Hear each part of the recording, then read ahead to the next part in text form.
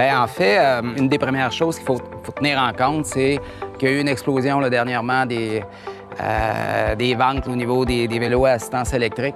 Donc, par rapport au fait qu'il y a de plus en plus de monde, il y a aussi de plus en plus d'enjeux.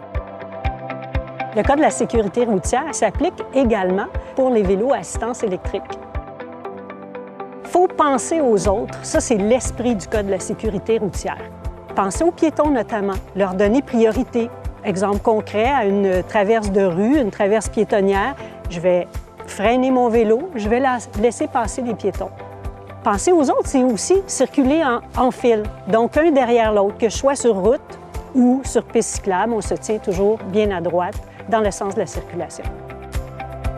Le vélo à assistance électrique, c'est merveilleux, mais il y a des enjeux avec lesquels on doit tenir compte. Pour vous permettre d'avoir une belle balade à vélo, sécuritaire, je donne 4 recommandations. Le premier conseil, il faut connaître son vélo. Et les vélos à assistance électrique sont généralement plus lourds qu'un vélo standard, donc c'est important de se pratiquer, de ne pas se lancer tout de suite dans une grande distance pour vraiment s'approprier de son vélo, puis développer les bons réflexes. Par exemple, on a à arrêter une intersection, on va avoir à se tenir en équilibre, on va avoir à mettre pied à terre. Si on ne tient pas compte du poids, on risque une chute. Deuxième conseil, c'est je dois signaler ma présence. Si je veux tourner à gauche, si je veux tourner à droite, si je ralentis mon vélo parce qu'il y a un obstacle. Les gens en avant, je vais avoir ma clochette. Je dois signaler ma présence, sinon ça peut créer un incident si je ne le fais pas. Donc ça, c'est très important de le comprendre. Ralentir, signaler notre présence, ça revient à dire je pense aux autres quand je circule à vélo.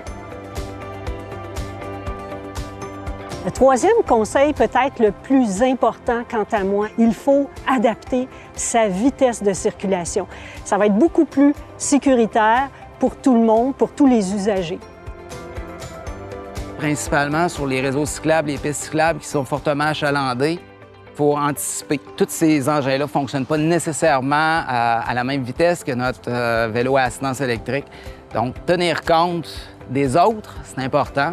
Je vois un cycliste en avant, je réduis ma vitesse. Je comprends mon environnement. Est-ce qu'il y a une roche? Est-ce qu'il y a des choses qui peuvent me faire glisser ou qui peuvent faire dévier la trajectoire du cycliste qui est devant moi? Et je ne peux pas le comprendre si je ne ralentis pas. Ces grosses machines-là, ça va vite, ça freine bien, mais il faut anticiper la distance. C'est plus importante qu'un vélo classique. Le quatrième conseil, c'est de bien vérifier les codes d'éthique et de règlement des circuits sur lesquels vous allez circuler. À titre d'exemple, votre vélo peut atteindre des vitesses de 30 km/h, mais certains réseaux réglementent à 20 km/h, donc de bien s'informer avant de circuler sur un réseau. Souvent, les gestionnaires de réseaux cyclables sur leur site Internet ou les patrouilleurs peuvent vous accompagner. La plupart des réseaux cyclables ont la chance d'avoir des patrouilleurs qui sont là pour aider les gens à passer des belles journées. Donc, les informer sur les directions à prendre, les règlements, les bobos, les problèmes mécaniques. Donc, c'est tous des aspects qui font partie de la mission d'un patrouilleur. En conclusion, on vous invite à penser aux autres pour que vous puissiez avoir une belle sortie à vélo avec beaucoup de plaisir. Bon vélo!